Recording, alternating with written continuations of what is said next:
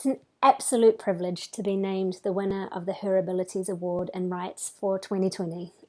In fact, I feel quite overwhelmed. But it's also important to acknowledge that this honour is not about my work as an individual, but the tireless efforts of a global community who have paved the way for the realisation of my rights as a woman with a disability. You know, I can only do what I do because of those who have supported, encouraged, and believed in my work, and the work of the Donald Beasley Institute and the Lucy Foundation. And for this, I am eternally grateful.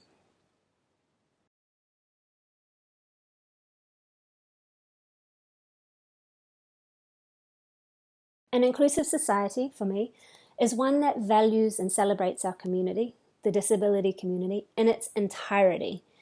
It's one that upholds our civil and political human rights, as well as our economic, social, and cultural rights.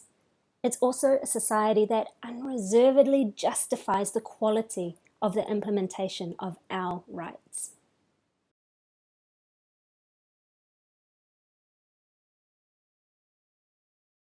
Growing up, I didn't see many people like me in positions of power or leadership, and this led to feelings of loneliness and a lack of confidence, I guess, in my ability to effect change.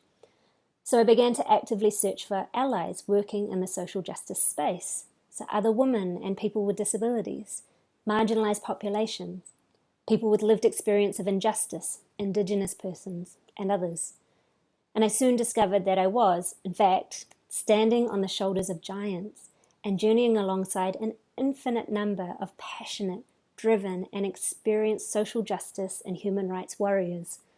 And it was then that I realized that I am not, and I will never be, alone on this journey.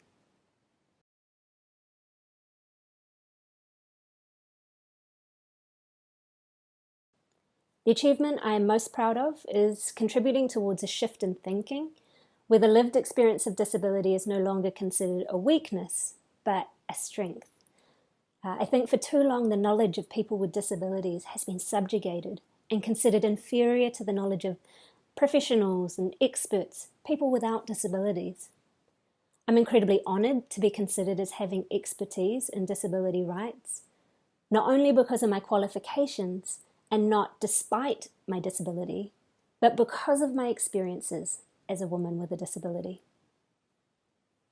Women with disabilities belong. We belong in the room, at the table, in the conversation, in negotiations, and where the decisions are being made. We belong just as we are.